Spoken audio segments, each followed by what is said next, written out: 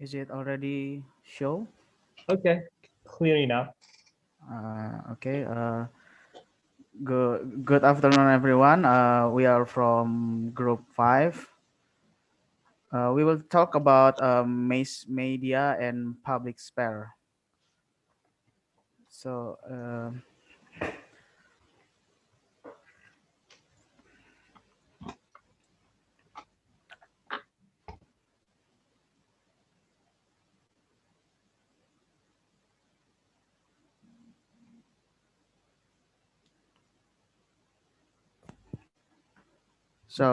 mass media closely relate to culture. The form of mass media are television, film, popular music, magazine, and advertising. These forms provide role and gender models, fashion hint, lifestyle image, and icon of personality. Mass media include moral message as the proper and improper behavior, ideological conditioning, and political idea with pleasurable form of popular entertainment.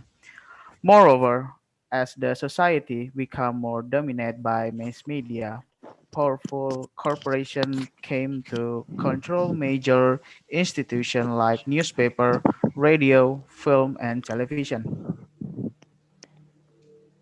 Next is sphere. Public sphere refer to the r- real of social life in which something approaching public opinion can be formed. Access is granted to all citizens where a portion of public sphere comes into being in every conversation in which body to communicate to communication the communication in a larger public required specific means to for transmitting information and influencing those who receive it. X.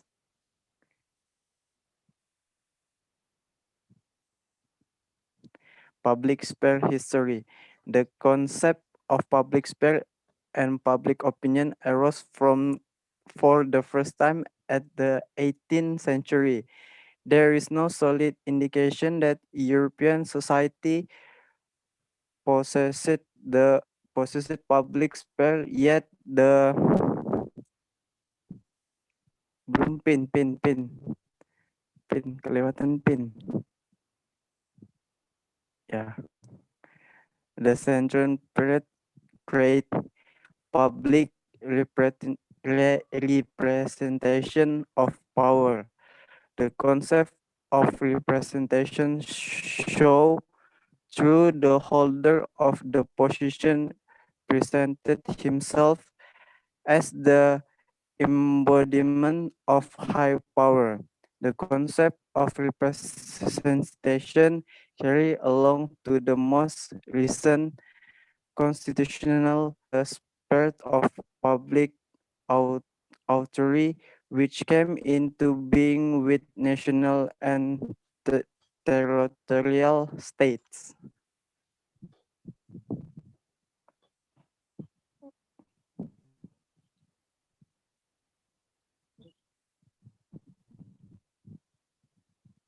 Next is Kevin Rinaldi. The mass media system has been operating in the modern days. Media is so powerful that the political parties won the attention of the common people by their strategies, including the mass media and social media in their agenda. The political parties belong to the public sphere, and their attempt is to motivate the common people by manipulating means to their ends. Media has a huge role in the successful promotion of these political parties, and their leaders need to have a good view of the way their support can be increased.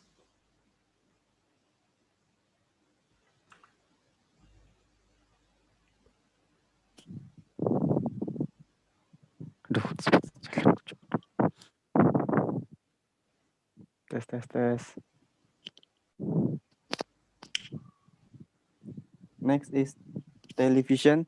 Television is one of the media that become the center of society and culture embodiment by virtue of its rich and exceptional power.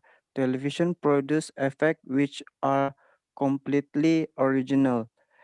Television perfectly adapt to the mental structure to its audience section of the market and the economy that is of an external and purely market law and self by the audience rating. Television impose market pros- pressure on the supposedly free and enlightened consumer.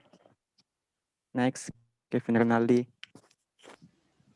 So advertising is defined as the paid communication that is done via the mass media with the main objective being to inform and persuade the people without consultation. All the different mass media tools do not just promote product as in advertisement, but also evoke mood, inspire a feeling of what is important, and to cause development of attitude among others. Most of the advertisement on mass media is fairly expensive, and the money obtained from this used for funding media program. In order to reach the largest audience possible, advertise seeks to place ads on the bigger television station or magazine that have wider coverage or any other wide coverage mass media for that matter. Next is film. Film, television, music, and assorted culture from were interpreted as an arena of struggle in which representation transcode the discourse of conflicting social movement. Film provide a larger than life spectacle with special effect, snappy editing, and intense sounds.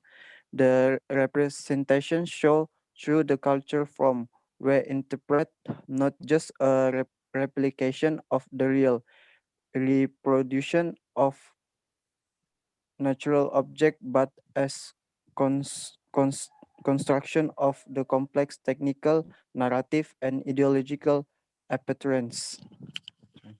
Next,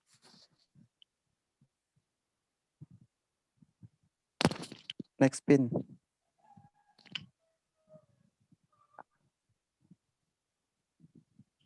That's all from us. Any question? Okay. Okay, that's the presentation from the group of five. So we'd like to invite floors, all the audiences and all groups to ask question. And first of all, I would like to invite a group of one. Okay, as group of one. Question from group of one.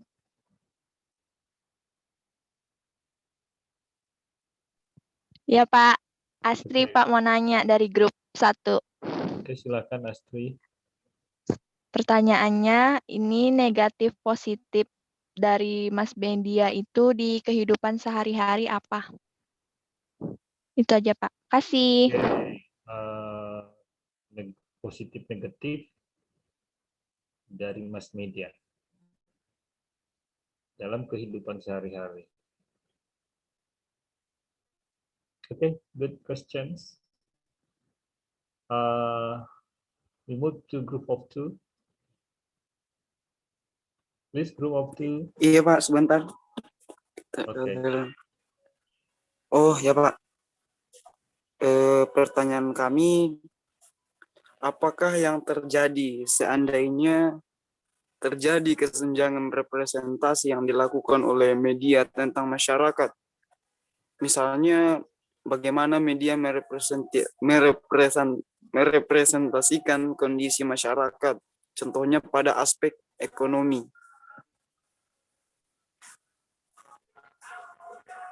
Oke. Apa yang terjadi jika media merepresentasikan aspek kehidupan masyarakat khususnya dalam bidang ekonomi ya? Itu ya. Maksudnya kesenjang, maksudnya Oke. terjadi perbedaan representasi. Oke. Kondisi masyarakat begini, tapi di medianya begini gitu. Mohon maaf Pak, bisa diketik aja ke di chat Pak. Oke, silakan Azhar.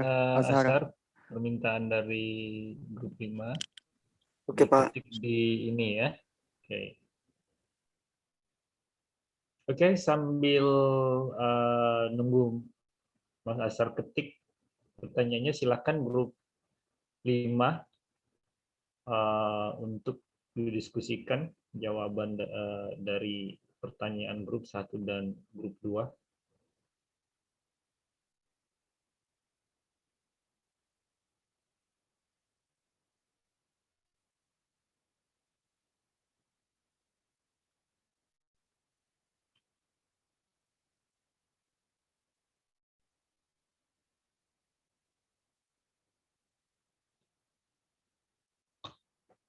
Oke, how's Kevin?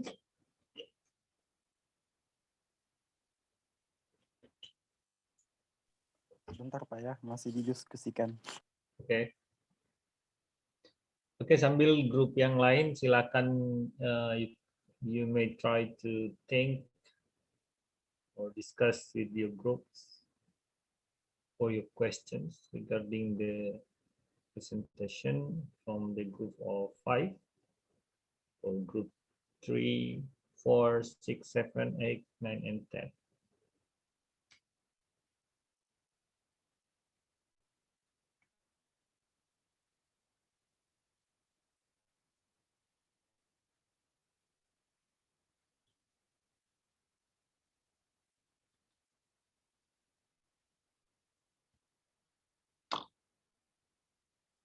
Apa yang terjadi seandainya terjadi kesenjangan representasi yang dilakukan oleh media tentang kondisi kehidupan masyarakat, contohnya pada aspek ekonomi. Oke. What's Kevin's? Kevin's M and Kevin's R.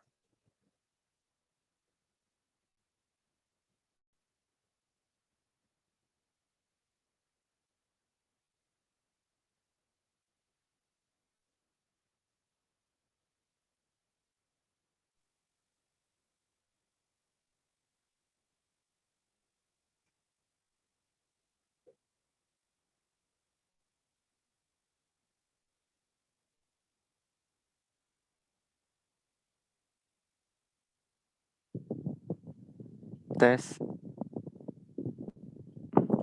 Assalamualaikum. Salam. Oke, please. Ya, You can kami mau start. jawab pertanyaan nomor 1 Pak. Oke, please. Dari Astri ya. Ya. Jadi pertanyaannya itu negatif dan positif dari mass media di kehidupan sehari-hari. Nah, kalau positifnya itu dengan perkembangan media yang sudah berkembang sekarang, kita itu bisa cepat dapatkan informasi. Kalau negatifnya itu sebenarnya dari anunya sih, dari yang terima informasi itu. Soalnya sekarang enggak semua informasi itu bisa disaring. Jadi takutnya nanti ada yang info-info hoax atau yang kurang betul bisa diterima sama masyarakat luas. Kayak gitu, Pak. Oke, di mana Astri? Iya, Pak. Oke, saya tambahkan terkait pertanyaannya Astri ya. Apapun itu, apalagi terkait media ini akan di sana akan ada negatif impact sama positif impact. Nah, kita ketahui kenapa muncul adanya polis cyber. Kenapa lahirnya undang-undang IT? Supaya Nah, bisa, ini, Pak. ya betul, supaya bisa mengontrol. Karena kita negara demokrasi liberal dan adanya undang-undang media, undang-undang pers yang sedikit kalau kata saya kebablasan ya, demokrasi yang kebablasan. Kiblat demokrasi sendiri Amerika itu masih bisa mengontrol ya, bisa mengontrol dengan kebijakan-kebijakan mereka terkait perkembangan media ini. Nah, di kita apa yang terjadi? Makanya sering kita anggap decline we are strong democracy. Jadi kita di Indonesia mereka klaim bahwa kita itu lebih sukses dalam mengelola demokrasi. Kenapa? Karena dengan masyarakat yang heterogen itu mampu menjaga negara dalam konteks dan masih dikategorikan stabil. Tapi apa yang terjadi dengan adanya media yang sangat pesat saat ini? Ya muncul tadi beberapa sumber-sumber yang sangat negatif impact-nya terhadap society. Munculnya hoax, munculnya dia jadikan media sosial media atau mass media ini sebagai instrumen untuk pembunuhan karakter satu sama lain. Sehingga muncullah ini. Muncul polisi cyber, muncul undang-undang IT untuk mengontrol, untuk membendung terjadinya liberalisasi terhadap media. Karena kenapa ada impact-nya sangat luar biasa. Contoh kecil saja impact-nya media ini terhadap mungkin anak-anak mungkin yang di bawah under 18, normally people say under 18, itu masih punya logika berpikir. Tapi ketika anak-anak yang merespon media ini di bawah let's say under 10, itu sama sekali masih mungkin di bangku masih SD ya. Sedangkan sudah diperhadapkan dengan tontonan yang bukan di age of them. Nah, di sisi lain memang kita akui bahwa media di Indonesia ini sangat kreatif, khususnya kayak TV, saya newspaper. Kalau kita compare dengan negara-negara lainnya, apalagi mungkin negara-negara jiran yang dekat-dekat ke Indonesia, itu hampir TV-nya itu kalau mungkin teman-teman pernah main ke Singapura, tinggal di hotel nonton TV-nya, pasti yang dinonton HBO. HBO kan produk yang jauh di sana, produknya Hollywood. Nah, kalau yang TV-TV lokal hampir, atau media-media lokal hampir, kalau saya melihat, saya compare dengan Indonesia itu nggak terlalu kreatif dari segi. Nah, saking kreatifnya kita, saking vulgarnya demokrasi khususnya di media, maka dijadikan ajang, jadi source of power, menjadi sumber-sumber kekuatan. Nah, sehingga itu akan didominasi kaum borjuis, kaum kapital jadinya. Nah, sehingga ketika kita mungkin digiring sama media tertentu, kita jadinya kita di sisi lain bahwa kita punya hak untuk membela diri, tapi kita nggak punya kapital untuk melawan media. Mungkin di sisi lain kita counter di sisi ini, ya dia angkat lagi di sisi yang lain. Jadi nggak akan pernah habis dan kita akan mungkin nanti bukan lagi ngelawan, jadi itu pingsan sendiri ngelawannya. Oke, jadi itu sangat banyak, positifnya juga sangat banyak, negatifnya juga sangat banyak. Jadi di kita yang pelajarin history dan apa sih media ini ya, at least mengurangi data statistik terhadap the bad user. Karena di Asian country, we are the number one who are claimed by the Google is the bad user of sosmed and media. Jadi kita diklaim di Asia, kita negara yang paling banyak menggunakan sosmed dengan hal-hal yang keburukan. Ini data dari Google.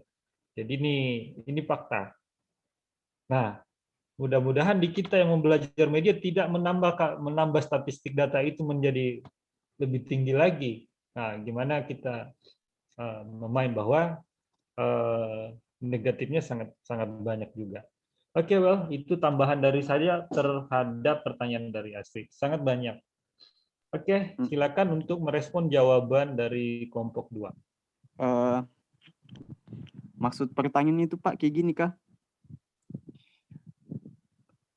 kesenjangan representasi yang dilakukan media itu Pak, contohnya itu kayak apa? Kondisi Bisa dicontohkan kayak ada kalau suatu saya kasih kayak contoh gini nih, ini terhadap realita ya. Umpama di masyarakat Kaltim itu people think is semua sejahtera karena negara yang daerah yang apa sih yang nggak ada di Kaltim. Perspektif masyarakat luar ketika kita ini Kaltim bahwa orang Kaltim itu kaya-kaya. ya Pak. Oke, gitu ya. Oke, Oh ya. Jadi kalau apa yang terjadi seandainya terjadi kesenjangan representasi yang dilakukan oleh media, mungkin sebagian mungkin orang-orang yang tidak mampu di suatu daerah itu nggak bisa dapat bantuan sosial Pak dari pemerintah atau dari pihak-pihak yang ingin membantu. Mungkin itu sih Pak jawabannya. Oke. Oke, gimana Ashar? Iya, setuju Pak. Oke, jadi memang di sini domain media ya. Kalau dia tidak netral, maka akan banyak terjadi hal seperti ini. Contohnya gini, kenapa ketika berbicara media tidak netral, taruh saya adalah mungkin penguasa di suatu daerah. Daerah ini secara economic growth itu nggak tumbuh. Tapi ketika diisukan media ini daerah ini sangat excellent, mungkin strong management. Diklaim sama media strong management, tapi secara reality itu nggak terjadi di situ. Nah, disinilah domain media yang nggak netral. Seharusnya ketika kondisinya seperti itu, maka harus dieksplor di media bahwa kondisi daerah ini tidak sesuai dengan apa yang terjadi di sana, apa yang disukai oleh seorang pemimpinnya terhadap kondisi daerahnya. Nah, sehingga mungkin dari central of government can focus to monitor what happen in the area or in the region. Nah, itu yang terjadi. Jadi benar kalau di sini media tidak netral, maka ketika saya sebagai kepala daerah membungkam media untuk tidak blow up, maka bisa saja terjadi hal seperti itu, sejahtera di media tapi tidak sejahtera secara reality, atau daerah tersebut ada daerah yang mungkin di sana banyak instrumen-instrumen yang bisa dijual, tapi karena media tidak berpihak, mungkin di sisi lain kepala daerahnya tidak punya kedekatan emosi terhadap media, maka bisa saja instrumen-instrumen itu akan tersembunyi, tidak akan di-blow up oleh media. Oke, jadi itu ada korelasi di sana power ya. Power dengan medianya itu korelasinya sangat besar. Oke, itu tambahan dari pertanyaan Ashar. Oke, kita ke grup 3. Oke, grup 8 nanti ya, grup 10 sudah ada. Kita buka floor dulu untuk grup 3. Kalau no question for the time being, so we can pick the question 10 and 8. Ada Oke, Pak dari grup 3 Pak. Oke, silakan grup 3 siapa? Deva Nadila. Oke, silakan Deva Nadila. Pertanyaannya itu apa feedback yang bisa didapat oleh media massa dari masyarakat? Contohnya itu kan kayak TV itu ada nayangin iklan atau acara-acara kayak sinetron. Terkadang media itu bisa keterusan atau bahkan siaran itu digunakan untuk menjatuhkan saingan mereka. Jadi feedback yang bisa mereka dapatkan itu seperti apa dari masyarakat atau dari kita sebagai masyarakat itu seperti apa dalam menyikapi hal tersebut. Makasih. Oke, thank you, Deva. Good questions. Okay, well, we move to group of 4. There, group of 4. Iya saya Pak. Bapak saya. Gusti Faisal, silakan. Di exam.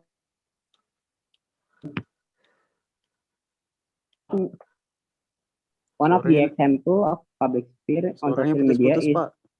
TLC. PLC, Suaranya putus-putus. I mean Indonesia Lawyers Club, public. Okay, Gusti, sorry, the negative? we cannot hear your question well. Would you please to just check?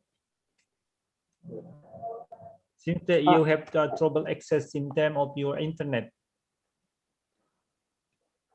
Masih patah-patah, Pak? Halo? Yes, yes. Yeah, would you like to just Yeah. put you in the chat room? Diketik Oh, aja. di chat aja, Pak? Iya. Okay, well, please you just check. Oh, baik, Pak.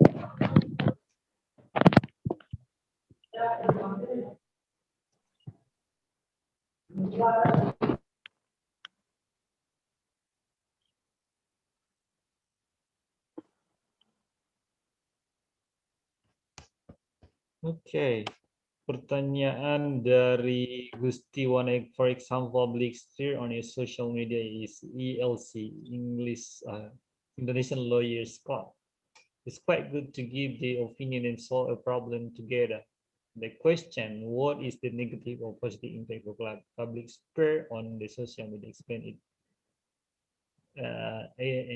and give one example. Okay, good question from group of 4 dari Gusti. Okay, Kevins M and R, you can respond the question now.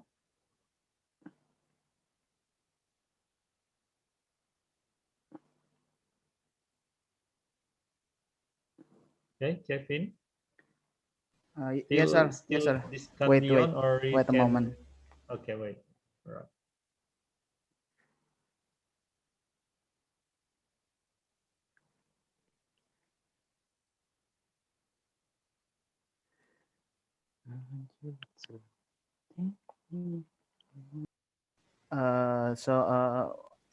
Kami akan menjawab pertanyaan dari kelompok 3 tadi yang tentang feedback. Jadi feedbacknya ke media itu mereka bisa naikin rating sama dapat keuntungan finansial dari promosi atau mengiklankan suatu produk atau event. Nah, karena masyarakat itu sendiri yang bikin rating naik. Jadi karena masyarakat yang turut meramaikan acara tersebut, makanya apa yang ada di media sekarang ini tuh rata-rata merefleksikan keadaan di masyarakat.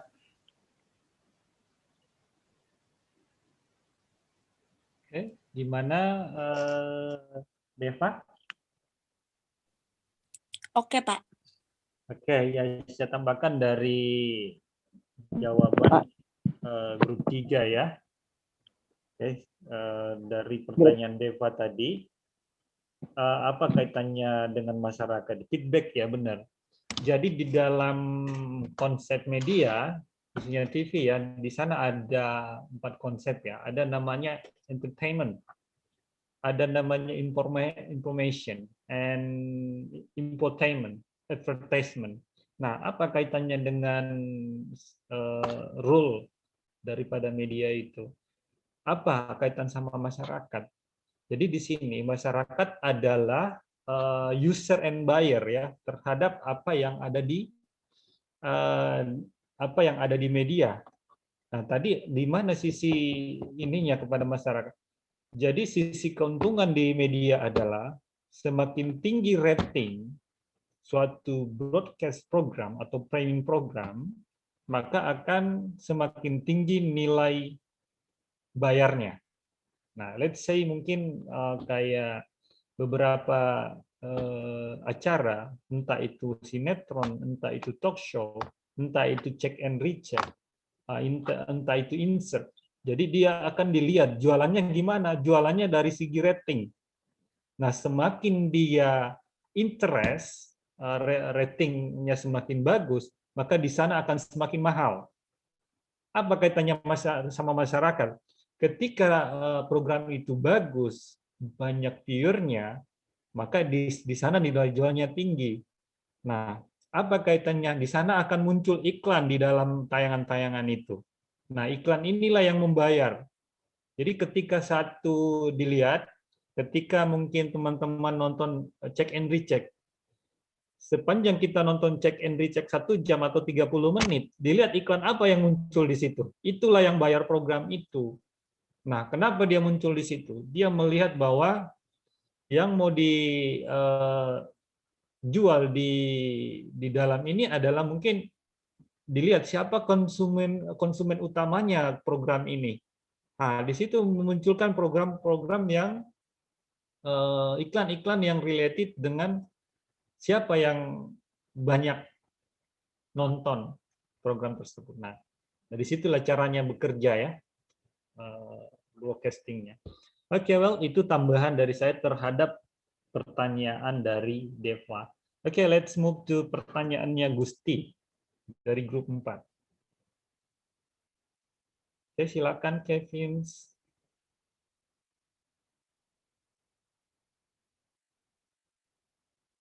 Oke, Kevin Morris, Kevin Renaldi, bisa dijawab?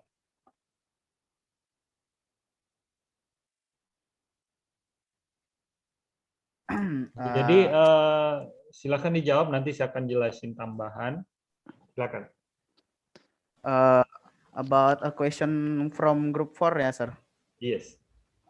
Jadi kalau menurut kami itu dari ILC tadi ya, kalau positifnya itu di acara itu kan memang membahas beberapa masalah-masalah yang di Indonesia dan diselesaikan dari berbagai opini dan dari tokoh-tokoh yang banyak di situ.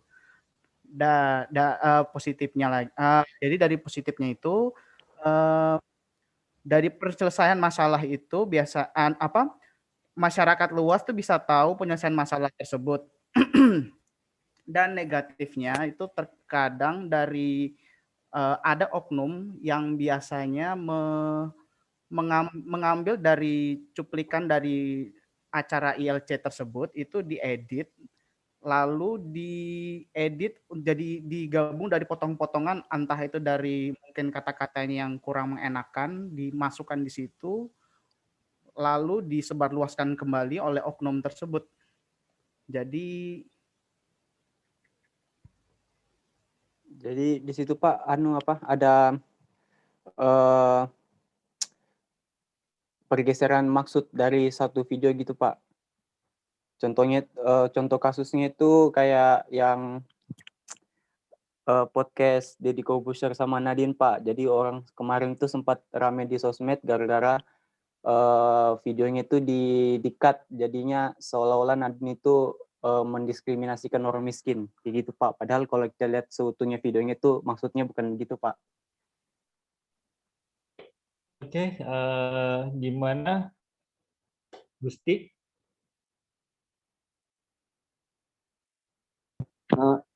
Tapi kan dampak positif sama negatifnya apa ya? Belum. Oke. Bisa dijelasin Kevin dampak positif negatifnya? Dampak positif negatifnya itu yang tadi sudah dijelasin sama Kevin Renaldi Pak. Oke. Oke, jadi saya tambahkan ya. Saya juga adalah yang senang ILC itu, Indonesian Lawyers Club. Sampai saya masih di Kuala Lumpur, apa yang saya cari lewat TV online-nya adalah ketika tayangan ILC waktu saya masih di KL, dia hari Selasa malam, tengah malam. Nah, saya berbicara perspektif positifnya dulu, baru ke negatifnya. Perspektif positifnya acara ini, karena di sana berkumpul para pakar ya. Ketika berbicara hukum pidana, maka di sana akan muncul pakar hukum pidana. Ketika dia berbicara komunikasi publik, maka dia akan muncul pakar komunikasi publik. Biasanya muncul dia Effendi Ghazali, Refli Harun, dulu kadang Abraham Samad, yaitu ada pakar-pakar yang kadang muncul. Terus Kapolri biasa ada muncul di sana. Jadi pakar pada bidangnya. Nah, apa yang terjadi di sana ketika para pakar ini memberikan statement? Ketika memberikan statement, remember, kalau kita berbicara dalam sistem kepemerintahan, maka mungkin teman-teman pernah mendengar bahasa kebijakan. Oke, bahasa kebijakan. Nah, di bahasa kebijakan ini, ada hal-hal yang diberikan ambang batas. Ketika masih masuk domain ini, maka secara ini belum melanggar namanya hukum. Nah, cuman ketika melihat dari perspektif masyarakat kecil bahwa seharusnya gini, kok ada tambahan seperti ini. Nah, yang kita nggak ketahui sehingga kadang memberikan justifikasi menurut perspektif kita. Sedangkan dalam teoritis, dalam perspektif peraturan pemerintah atau undang-undang atau Perpres, peraturan menteri, itu ada ini di dalam. Nah, apa positifnya terhadap kita? Orang yang mungkin selama ini buta terhadap perspektif hukum, teoritis dari pendekatan politik, dan berbagai hal yang muncul di sana, entah itu terhadap kebijakan-kebijakan yang diterapkan, maka masyarakat akan tahu. Akan tahunya bukan cuma kita yang sebagai educated, tapi semua masyarakat sampai dari perkotaan sampai ke pedalaman. Karena lately, sekarang kita sudah hampir nggak ada namanya blank spot. Walaupun mungkin terkadang beberapa area masih putus-putus sinyal, tapi itu udah hampir hampir semua terakses dengan dibangunnya Palaparing ya. Oke. Nah, positifnya sangat banyak hal yang tidak kita ketahui karena di sana bukan disiplin ilmu kita, tapi dengan adanya itu karena para pakar telah membuka ilmu-ilmu mereka ke publik dengan berbagai landasan teoritis dan keilmuan yang masing-masing yang ada dasar hukumnya, maka itu kita secara tidak langsung memahami, mengetahui kondisinya. Nah, negatifnya apa? Negatifnya apa? Muncul riak-riak di masyarakat. Karena dulunya mereka nggak mau bersuara karena memang nggak paham apa yang terjadi. Ada nggak penyelewengan kekuasaan? Ada nggak di sana mungkin hal-hal yang terjadi yang di luar koridor? Nah, dengan adanya statement-statement para pakar ketika membahas suatu kasus dengan mungkin Karni Ilyas menjelaskan satu topik tertentu, nah sehingga muncul opini-opini. Orang yang mungkin selama ini memahami bahwa apa yang terjadi itu benar, ternyata ketika dibuka oleh para pakar, oh ini ternyata salah, ini ternyata melanggar, ini ternyata, nah sehingga muncul riak-riak ya, perlawanan-perlawanan kecil. Nah, negatifnya di situ acara ini. Kalau acara ini nggak ada, ya mungkin saja. Nah, kita bisa lihat sekarang ini kan dihilangkan tuh. Pertanyaannya, kenapa acara itu dihilangkan? Honestly, kalau saya melihat itu menjadi provokasi yang sangat luar biasa acara itu. Hal-hal yang menjadi biasa-biasa saja menjadi luar biasa karena di sana diberikan instrumen pertanyaan-pertanyaan yang membuat para pembicara ini jadi vulgar. Nah, gimana kalau topiknya itu berkaitan dengan pemerintah? Maka akan menyerang automatically regulasi yang dihadirkan oleh pemerintah, oleh negara. Jadi di situ akan berimbas kepada stabilitas politik. Oke, itu tambahan dari saya terhadap acara itu. Oke, kita pindah ke grup 6 ya. Atau kita respon dari pertanyaan grup ini. Tadi grup 10 udah dari tadi. Tapi honestly grup 10, can you say directly?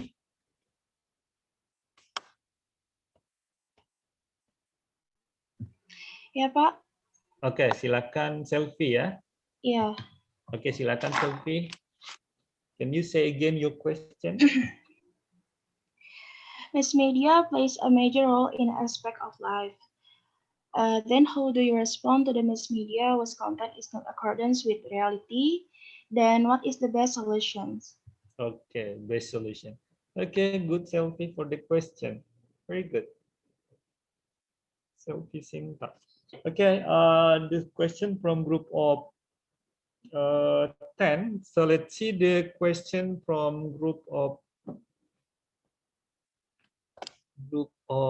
8 ya, Muhammad Ramadan ya. Pak.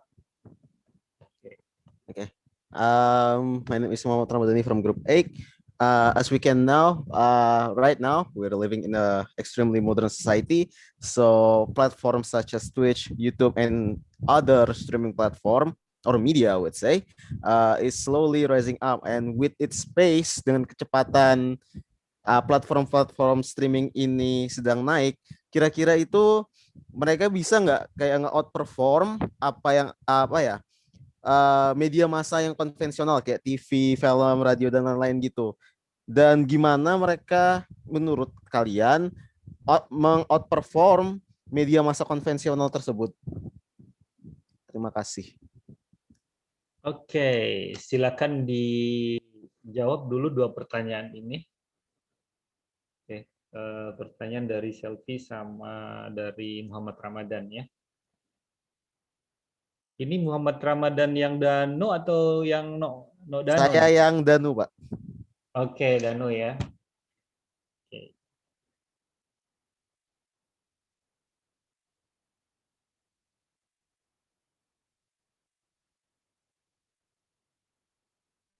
Oke, pertanyaan dari Dano sama Selfie.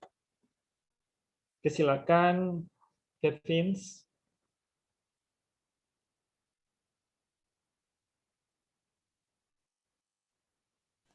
Wait a moment, sir. We discuss it Okay, first. so you go. Go.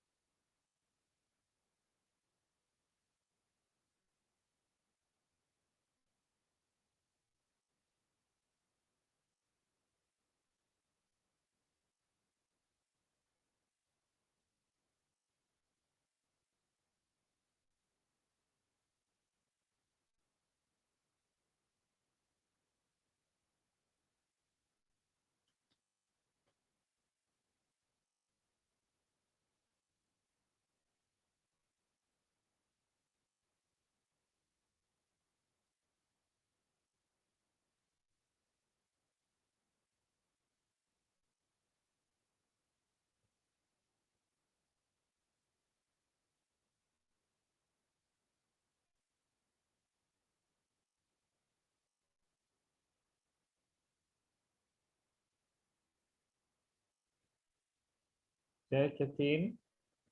Is it clear?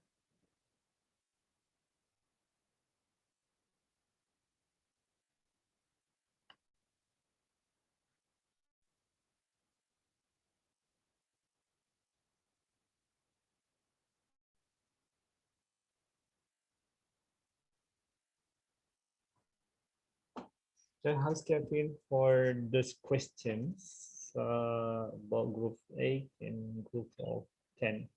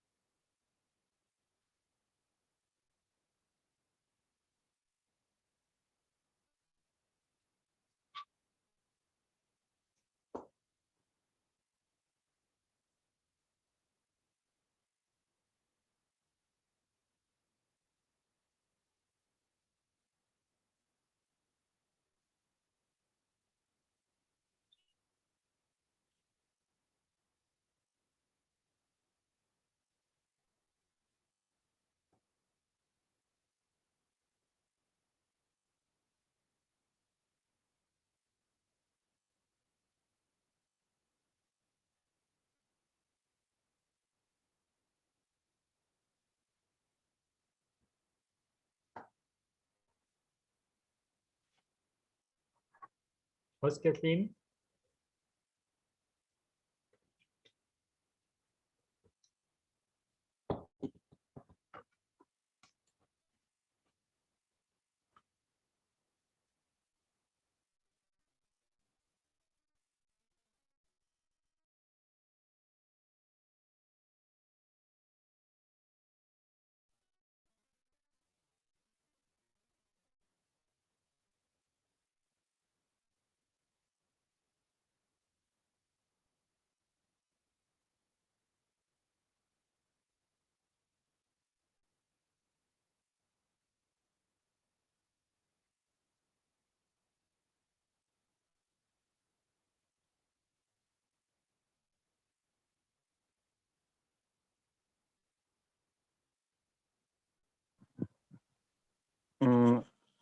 Pak, kami mau jawab pertanyaan kelompok 10, Pak.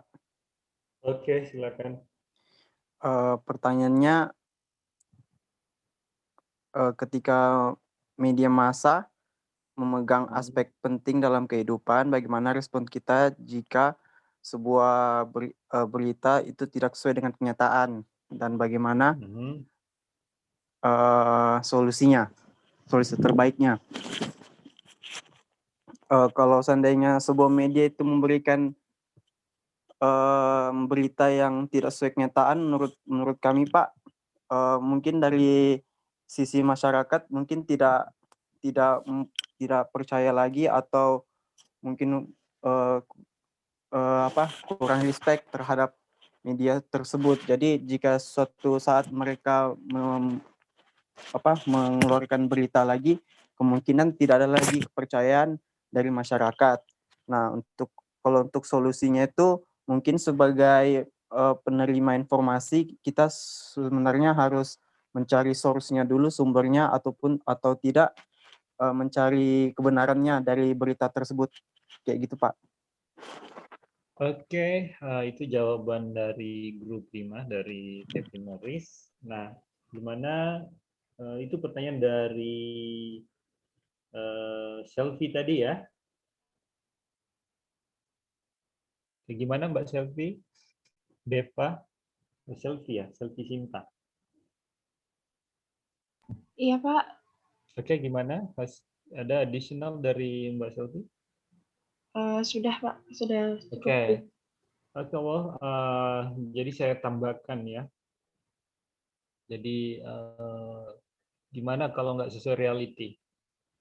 Jadi memang yang perlu dilakukan sebagai good reader, good media user, jadi sebagai pembaca yang baik, sebagai pengguna media yang baik, kita harus punya parameter sendiri. We have to clarify. Jadi kalau kita yang pembaca bijak, kita akan paham ini palsu beritanya ini. Ini nggak benar. Ini diksinya udah dimainkan. Ini sudah. Jadi kita yang baca langsung, kalau saya melihat kalau ada bacaan lewat, ini enggak, ini langsung saya delete. Cara saya, berarti kita yang menjadi pembaca yang bijak. Nah, bagaimana kita menyikapi? Ya memang, nah ini yang terjadi di masyarakat. Seperti mungkin yang saya sampaikan sebelumnya. Negara yang menjadi incaran atau menjadi yang memiliki dampak efek negatif yang signifikan dengan media growth adalah negara yang berkembang. Negara yang berkembang. Kenapa negara berkembang menjadi bulan-bulanan dengan advance media ini? Ya karena itu tadi. Jadi secara educatif itu masih relatif menerima ya, karena memang nggak ada ya mungkin terlalu vulgar, jadi nggak ada proteksi yang pembenaran karena menyatakan sesuatu itu benar kan harus ada acuan. Nah, kita kan harusnya berbasis data dan fakta. Nah, permasalahannya kan terkadang media itu menyuguhkan data, menyuguhkan fakta yang kan kita nggak tahu apakah sesuatu ini benar atau tidak. Nah, makanya itu perlu cross check. Terus kalau media itu melakukan pemberitaan yang nggak sesuai reality, ya imbasnya akan ke media itu sendiri. Tapi pertanyaannya adalah, apakah currently ya, kita berbicara hari ini, karena berbicara media ini kan selalu update, up to date. Jadi kita berbicara hari ini. Jadi masyarakat yang low education itu melihat media ini hampir nggak punya proteksi. Jadi apa yang dia baca itu sudah pembenaran di pemikiran mereka.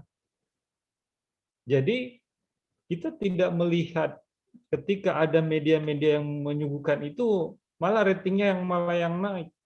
Jadi korelasinya antara pemberitaan yang enggak akurat dan tidak akurat itu nggak ada penurunan. Artinya baik buruk media itu tidak akan mempengaruhi ratingnya.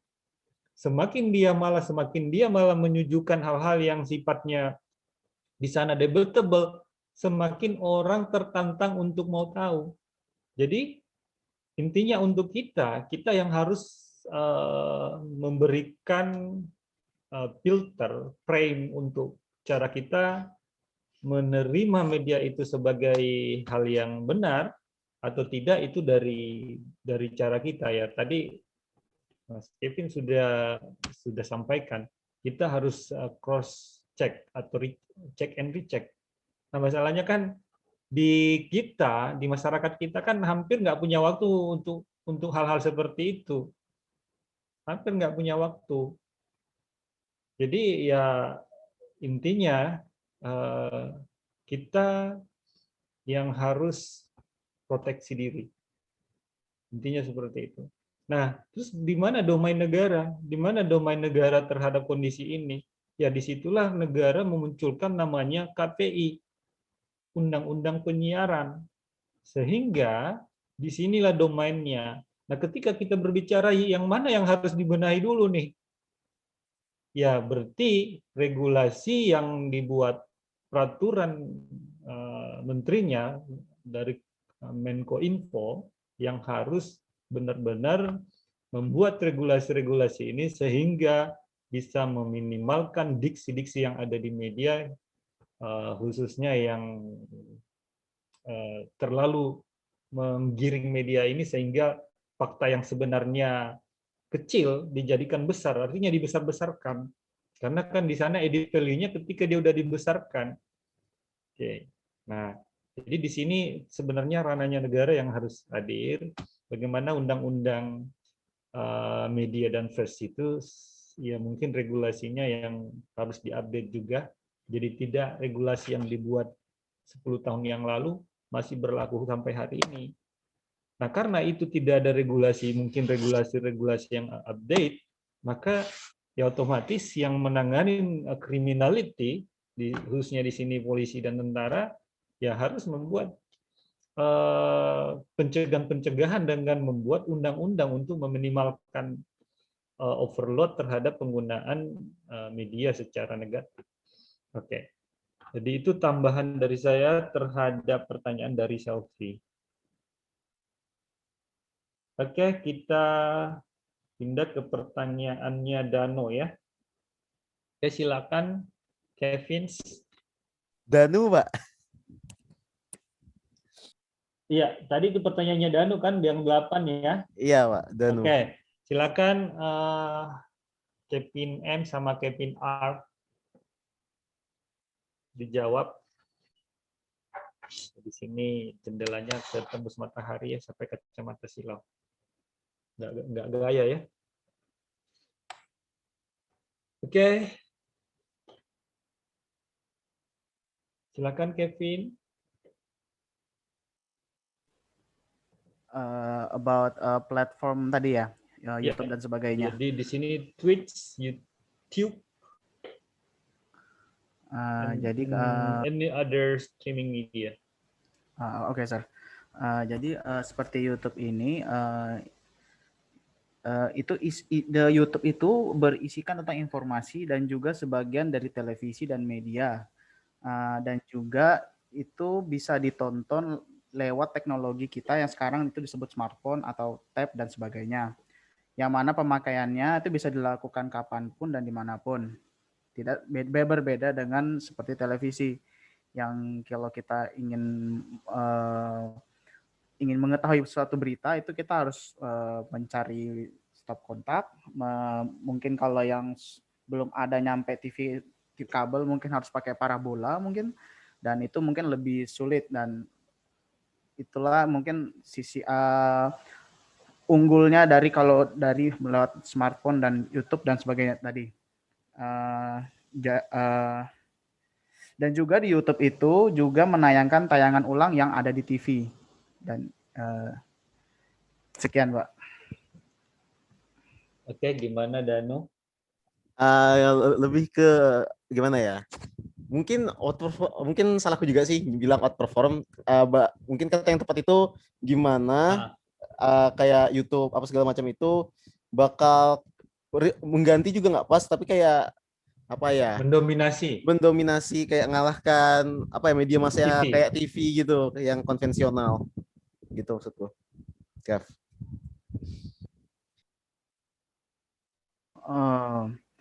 Mungkin kalau begitu, kalau yang dari saya tahu, kalau di pertelevisian itu kalau mereka ingin menayangkan sesuatu acara ataupun berita tuh biasanya mereka tuh di briefing atau di apa, jadi supaya kadang kalau mereka tuh nggak boleh melakukan apa supaya karena bisa melanggar undang-undang atau dan sebagainya begitu. Sedangkan kalau biasa dari YouTube atau Twitch dan sebagainya itu mereka rata-rata mereka tuh tidak ada keterikatan dengan undang-undang atau apa-apa, tapi biasanya kalau ada orang-orang yang tersinggung atau apa itu kadang bisa diajukan. Mungkin itu sih bisa dijelaskan. Oke, gimana Dano? Oke, makasih ya. Oke, saya tambahkan dari klarifikasi dari jawaban dari grup 5 ya, Kevin. Oke, kalau berbicara tadi ininya ya, media itu apakah nanti kemudian hari akan tergantikan? Jadi dilihat kita berbase mungkin di dunia lain itu mungkin di suatu waktu akan tergantikan ya. Jadi namanya revolusi ini kan terjadi setiap saat, apalagi di bidang IT. Itu semakin ke sini advance teknologi semakin ini. Nah, kalau kita berbicara hari ini, maka mereka punya segmen masing-masing ya. Kalau kita berbicara di Indonesia sendiri, di kita sekian 270.000 juta jiwa populasi yang menjadi pekerja itu sekian persen saja dari total populasi. Artinya lebih banyak pengguna atau orang-orang yang stay di rumah. Berarti ibu rumah tangga dan yang lain-lain. Nah, berarti kita melihat segmentasi. Untuk saat ini masing-masing domain ini ada usernya ya, ada pengguna. Jadi kalau TV ya ada, dan TV juga bisa masuk ke YouTube. Nah, mungkin kalian lihat ternyata sekarang dari YouTube ini adalah TV. Kalau lihat grafiknya saat ini yang di domain YouTuber di levelnya Atta Halilintar, Rapi Rangs, terus Baim Wong, terus Just No Limit. Nah, itu masuk TV. Salah satunya adalah Trans TV sama RCTI. Berarti ini masuk ke arah sana juga nih TV. Dia sudah masuk segmennya YouTube. Nah, terus pertanyaannya, apakah YouTube itu punya kok bisa aja semua bisa masuk? Ingat, YouTube itu punya peraturan. Jadi ketika ada seorang user YouTube menyalahgunakan YouTube di luar dari boleh mengklaim ke YouTube untuk tidak memberikan akses. Atau ketika YouTuber yang memberikan konten-konten yang di luar daripada etika di negara yang berlaku, maka YouTube berhak, kalau dia sudah ada royaltinya, maka itu menyetop royalti yang ada. Kedua, tidak memberikan akses anymore, no access anymore. Jadi itu ada rule-nya dari YouTube juga, di medsos itu ada rule-nya. Nah, saya lanjutin lagi ke medsos yang lain. YouTube. Jadi ini hasil riset saya terhadap penggunaan Twitter, Instagram, sama YouTube dari dalam kontestasi politik. Jadi yang dominan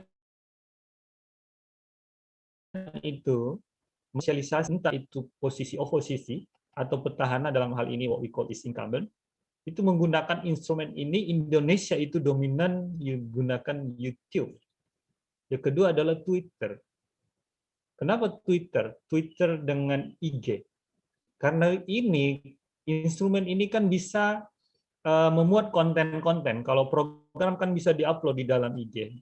Program bisa diupload di Twitter, walaupun mungkin space-nya nggak besar. Tapi cukup.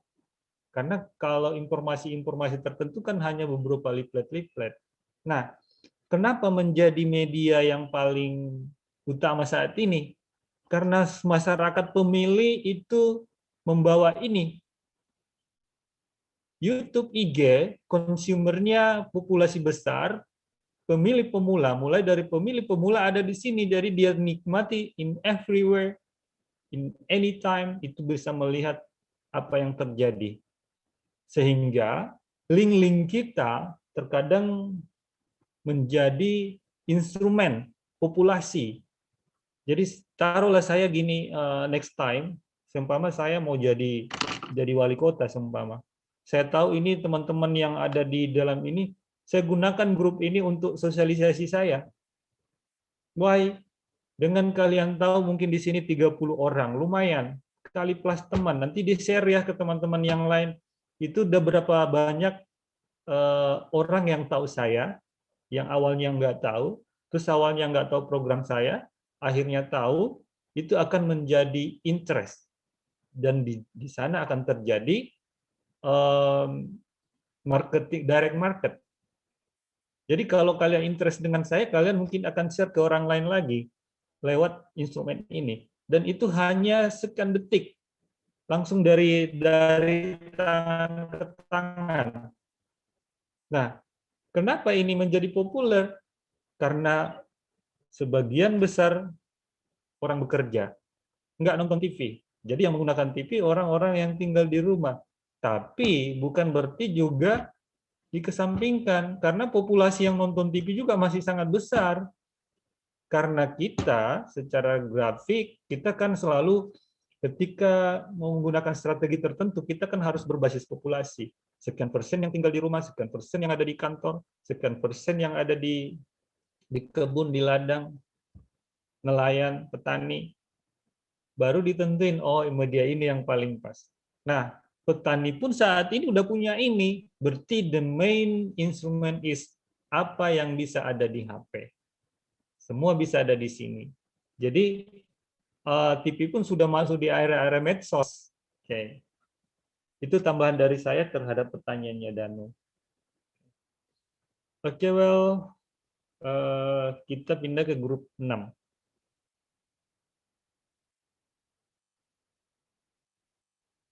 Oke, gimana Mas Danu, ada yang mau diklarifikasi, ditambahkan? Gimana Danu? Nggak ada Pak, cukup aja, pas. Oke, thank you Danu. Next, pertanyaan dari group of 6, Mr.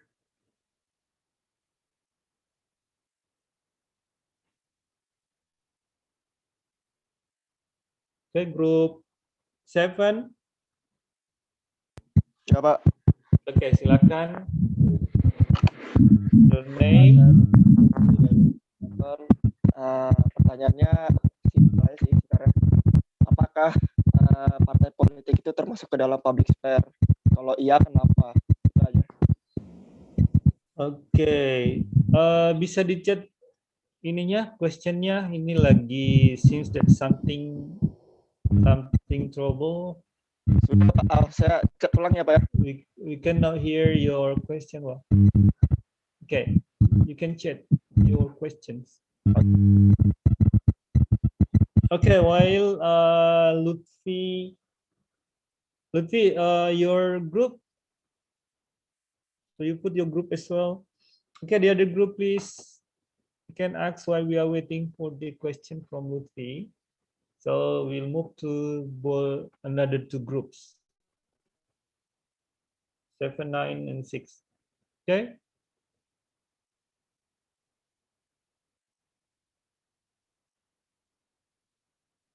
Group 9. Oke, Group 9 sudah chat ya dari Ricky Rinaldi. Iya, Pak. Oke, silakan Ricky Rinaldi disampaikan pertanyaannya.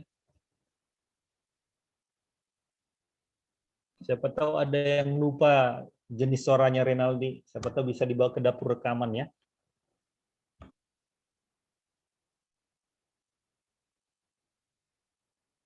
Ricky Rinaldi, grup 9. Bisa diulangin pertanyaannya, Ricky Rinaldi? Ricky Rinaldi?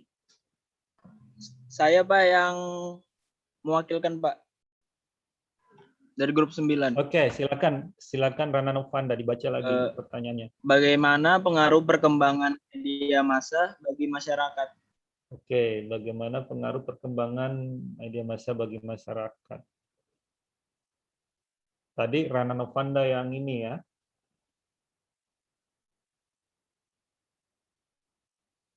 Oke, silakan grup 5.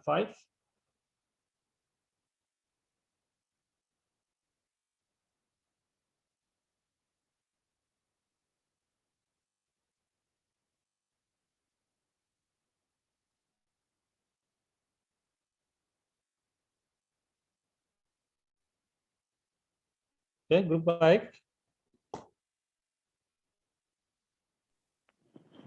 Ya Pak, ya Pak. Oke.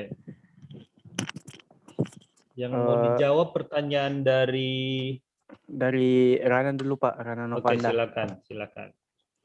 Pengaruh media massa ke masyarakat ya Pak.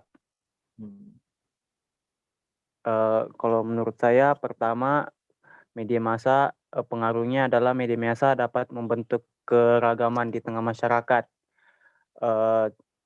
Karena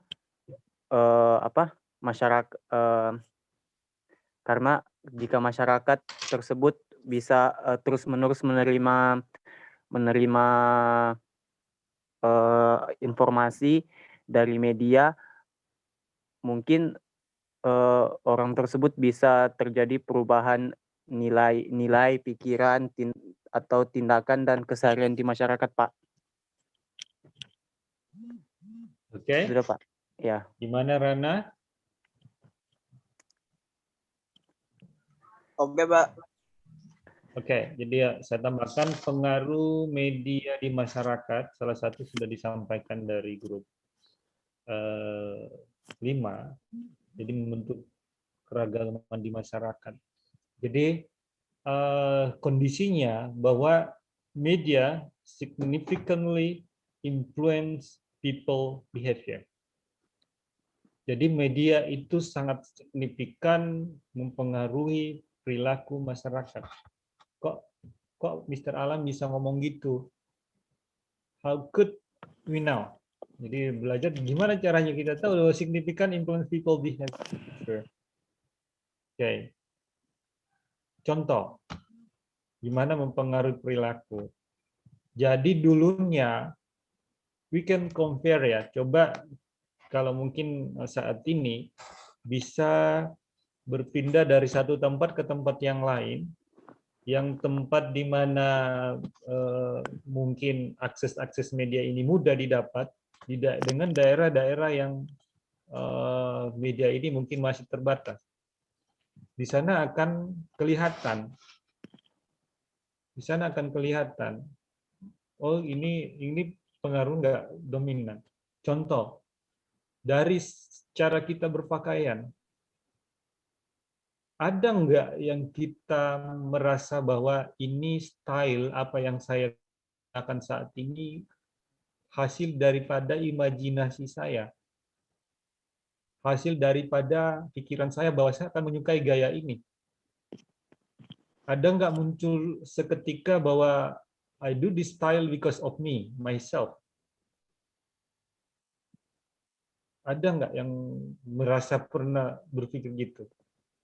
Nah, terkadang apa yang terjadi di sini, kita kecenderungan masyarakat melihat jadi update style. Saya mungkin menarik dari perspektif style, fashion. Nah, di masyarakat kita ada yang mungkin melihat gaya-gaya berpakaian ala-ala Korea, gaya berpakaian ala-ala Jepang, gaya berpakaian ala-ala artis. Why? Kenapa kita berasumsi ke situ? Karena dianggap bahwa inilah yang fashion, yang lagi tren, yang lagi muncul. Apalagi mungkin dari sisi peer, atau kita melihat bahwa dunia lagi mengakui itu, masyarakat mengakui itu, sehingga pembenaran di kita secara behavior bahwa kita the good style is there. Jadi orang-orang yang bagus stylenya yang itu. Nah, kecenderungan kita untuk melihat terjadi teori imitasi di situ, imitate teori, ya kita kecenderungan mengikuti. Kita kecenderungan untuk mengikuti gaya atau style-stylenya, atau dari cenderung mungkin dari sisi berpakaian. Nah, ini salah satu pengaruhnya. Apa pengaruh yang lain? Itu sangat banyak, sangat banyak. Kalau mungkin di kita sendiri secara pribadi mungkin nggak tahu apa yang kita lakukan itu secara tidak langsung adalah pengaruh-pengaruh daripada media yang ada. Karena kita dipertontonkan dengan good style, dengan fashion, dengan ini, nah maka terjadi di sana pertukaran budaya, imitasi, sehingga muncul style keseragaman. Karena kita anggap bahwa kiblat style ini adalah yang paling tren saat ini. Itu dari sisi fashion and style. Oke, well, itu tambahan dari pertanyaan Rana. Oke, sekarang tadi pertanyaan dari grup 6. Ini sudah ada. Kenapa media massa efektif bagi para public figure, terutama politik? Oke. Nah, ini nih. Oke, well, grupnya Kevin. Pertanyaan dari grup 6. Dari Muhammad Ramadan ya. Berarti ini bukan Danu ya pasti ya. Saya mau jawab, Pak. Oke. Pertanyaan kelompok 6. Kenapa media massa efektif bagi para public figure, terutama politik? Karena kalau di dunia politik itu mereka itu selalu ingin memberitahu misi-misi mereka. Jadi karena mereka itu sebenarnya membutuhkan masyarakat agar bisa terpilih di suatu pemilihan, gitu Pak. Jadi media massa itu digunakan sebagai wadah untuk mempromosikan partai ataupun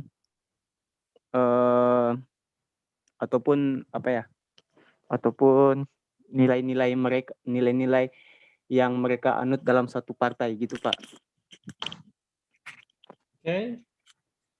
Gimana Muhammad Ramadan?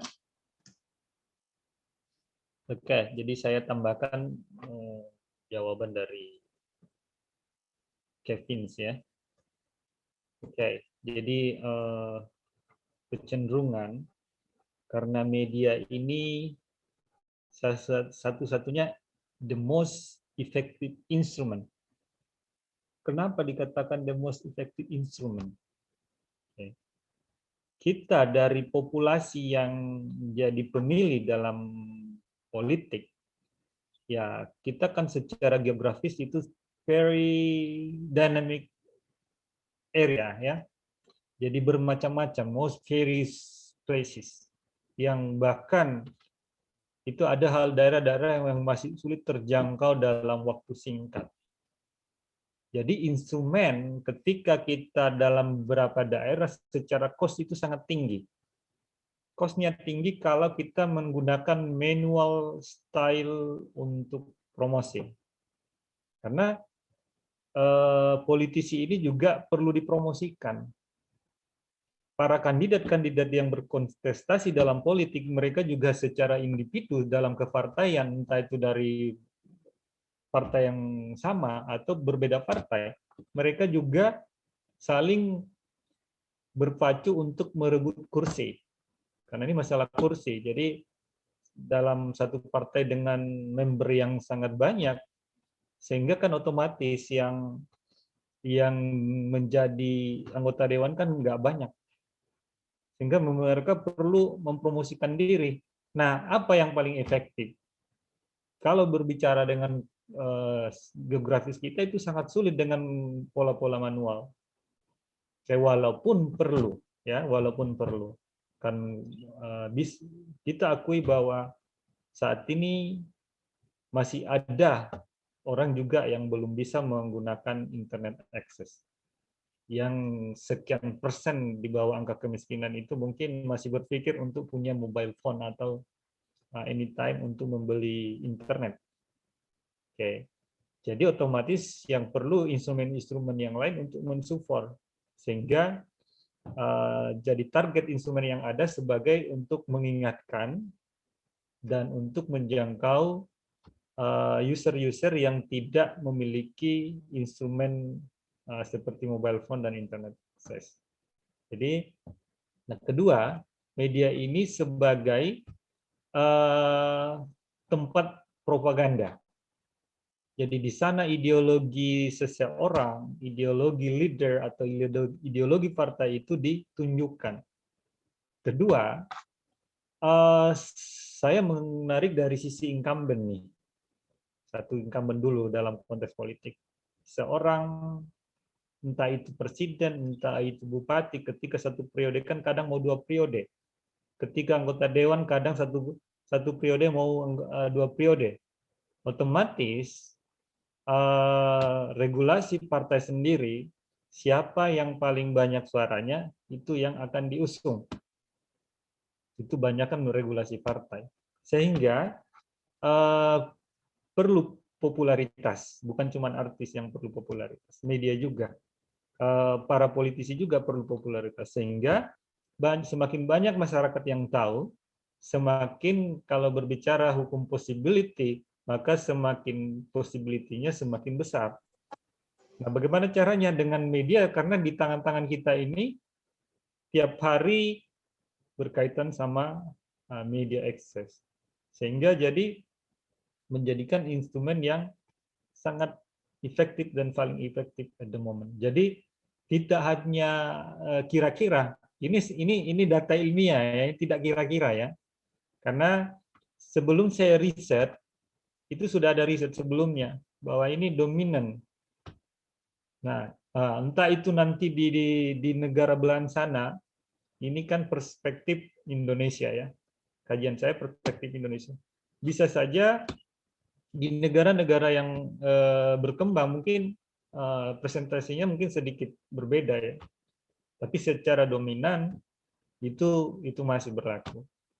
Jadi media ini tempat transformasi ideologi, tempat propaganda politik, tempat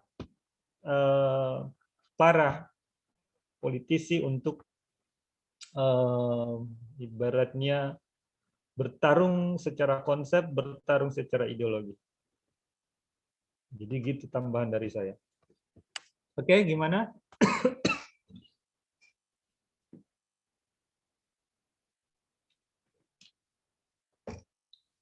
Oke, itu tambahan dari saya terhadap pertanyaan dari Muhammad Ramadhani ya. Oke, yang terakhir. Yang terakhir kita kasih ruang grup 7. Oke, silakan grup 5 dijawab pertanyaan dari grup 7. Tadi pertanyaannya bagaimana partai politik dapat masuk ke dalam public sphere, Pak ya? Iya. Karena dulunya masyarakat itu di Eropa sana dulu pada abad pertengahan itu memiliki sistem yang mana public sphere itu ditujukan memang untuk mereka yang memiliki kekuasaan tinggi di publik. Jadi bisa dikatakan kalau mereka itu mayoritas soalnya dari institusi besar.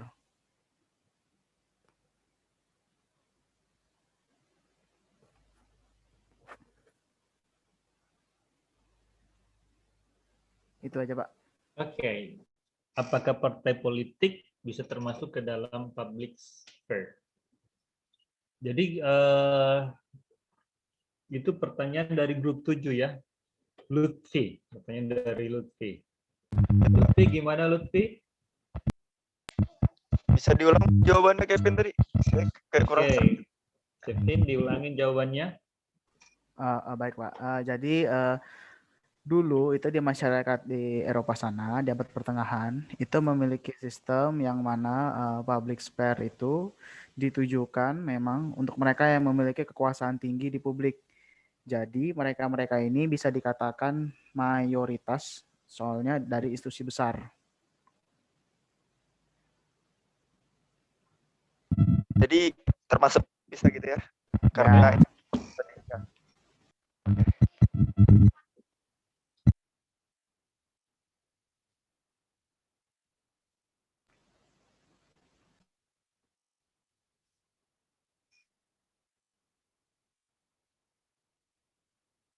Ya. Gimana statement dari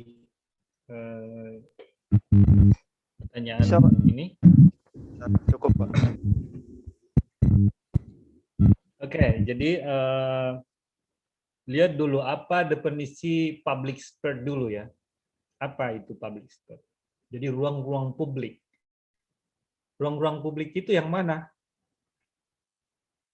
Jadi semua aspek in society itu adalah ruang-ruang publik.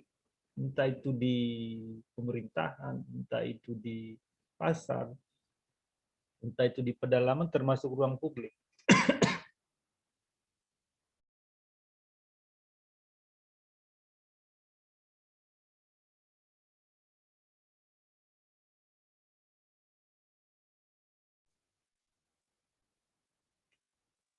Oke, jadi pertanyaannya ini apakah partai politik termasuk ruang publik? Jadi betul ya, betul partai politik itu bagian dari ruang publik.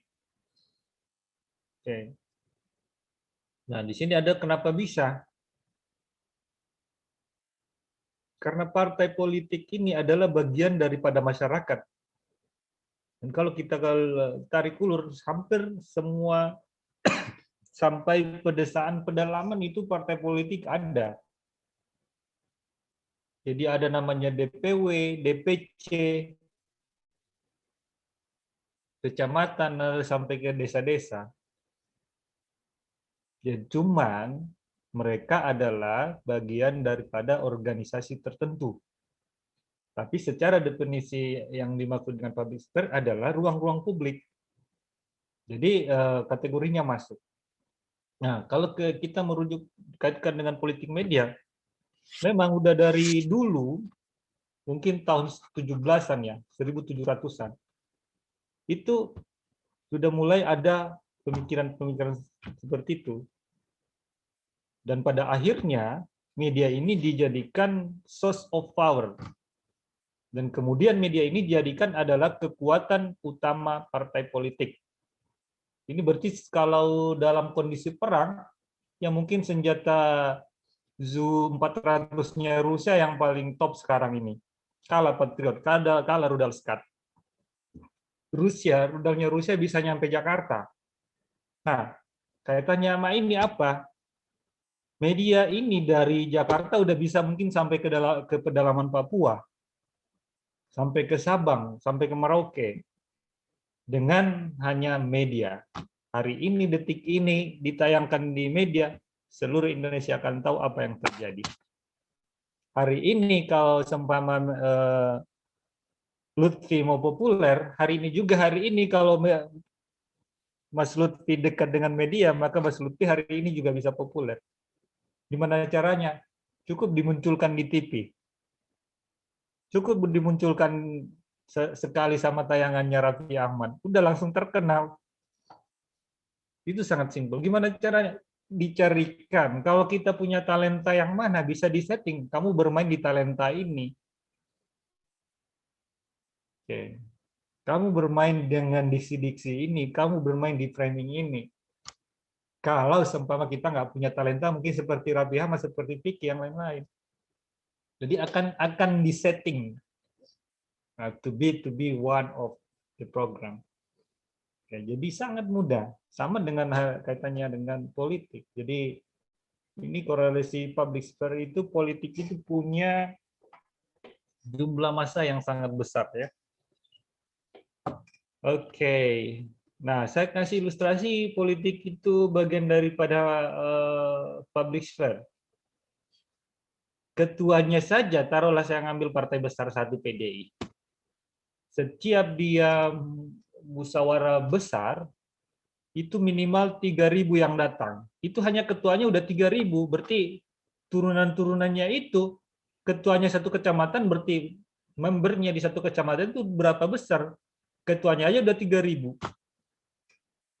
Nah, berarti kan populasinya besar, dan dianggap adalah bagian dari masyarakat, dan bagian daripada ruang publik. Oke, well, itu tambahan dari saya, pertanyaan dari grup 7. Ya, sebelum kita akhiri, ada yang mau ditanyakan secara umum? Teman-teman semuanya, ada yang mau bertanya?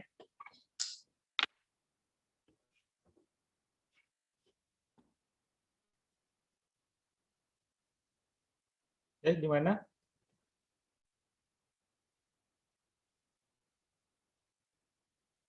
Ada pertanyaan?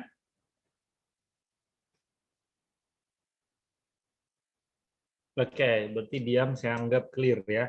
Okay, guys, I'd like to inform you next coming week, we are going to see our middle test, just for evaluation. This is the answer. You learn what we learned during the periods for 2 meetings that until today, and do hope that you can prepare yourself. I don't need the answer really look like what you learn from some sources. At least it is based on you. Is it the same based on the statement and based on your sentence construction? So we still beyond the meaning. Jadi kalau nanti menjawab soal-soal dari saya, itu akan nggak mesti definisinya seperti yang ada di buku. Jadi saya anggap itu kalian paham ketika menjelaskan sesuatu hal itu arahnya ke situ. Dengan diksi-diksi yang kalian bangun sendiri. Jadi intinya proses itu tidak harus sesuai definisi yang benar-benar dari Stoffel, Adorno, atau expert-expert yang lain. Tapi cukup penjelasan kalian arahnya ke sana, gitu ya. Tidak harus benar-benar dalam diksi-diksi yang kalian tulis dalam testnya mirip dengan definisi apa yang dituangkan oleh Adorno atau apa yang dituangkan oleh Stoffel. Oke, itu informasi dari saya. See you next coming week and have a nice day all and have a good dream tonight. Okay. Terima kasih, Pak. Bye-bye. Assalamualaikum warahmatullahi wabarakatuh. Waalaikumsalam.